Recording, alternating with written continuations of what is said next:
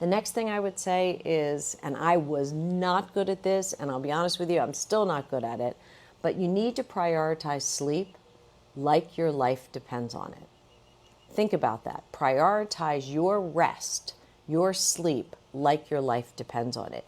You cannot imagine the amount of studies that are out there that talk about poor sleep and poor sleep habits and how that ruins your health, your cognitive ability, your emotional ability to emotional capacities. So prioritize your sleep like your life depends on it. The next thing I would say is, and I had a hard time with this. I'm much better now, but to be honest, I'm much better because I have kind of a sensitive stomach as I age. But eat for vitality, eat for nutrition. Don't just eat to get full. Think about everything you're fueling your body with. And are you getting enough?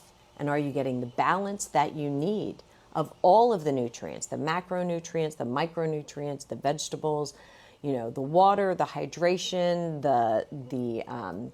all the vitamins that you can get from your food. And the last thing is the protein. As we age, as women, as we age, we need protein. And you can get that in forms of your protein shakes. You can get that in forms of beans. If you're a vegetarian, you can get that in forms of meat. But eat to fuel your body, not just to get full.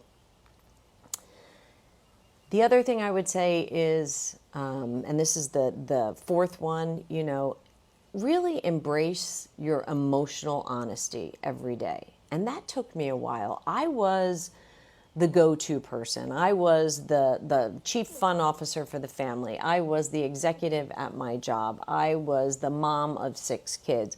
I was dependable, present, always there, always agreeable, and I was becoming depleted in that effort. And I had to really take a step back and really be honest with, where am I emotionally? Like, where am I in terms of a capacity? What do I like about what I can continue to handle, and what don't I want to be a part of anymore? And I started to really be honest with my emotional capacity. And that, I wish I had a checklist for that, because that was a really hard process for me, because it dislocated me from some situations where I always felt like the superhero. And then I started to dig into that and realize I didn't really need to be the superhero anymore.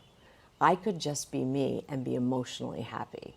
So that is the fourth one. Embrace your emotional honesty daily.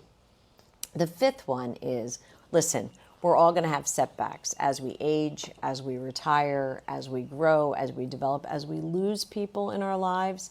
We are going to have setbacks. But you have to figure out a way to reframe your setbacks. Retirement is a whole new skill. This is a whole discovery phase for you to embrace. It's for you to jump into with both feet. It's for you to be aware of what you're doing, how you're doing it, who you're doing it with, and how much time you're doing things.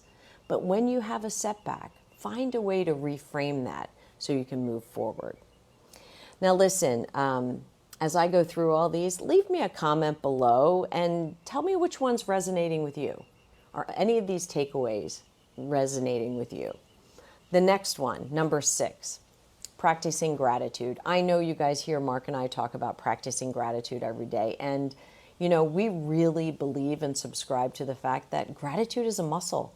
And when you flex that baby and every day you find things, and I will give you a funny story. My girls laugh at me.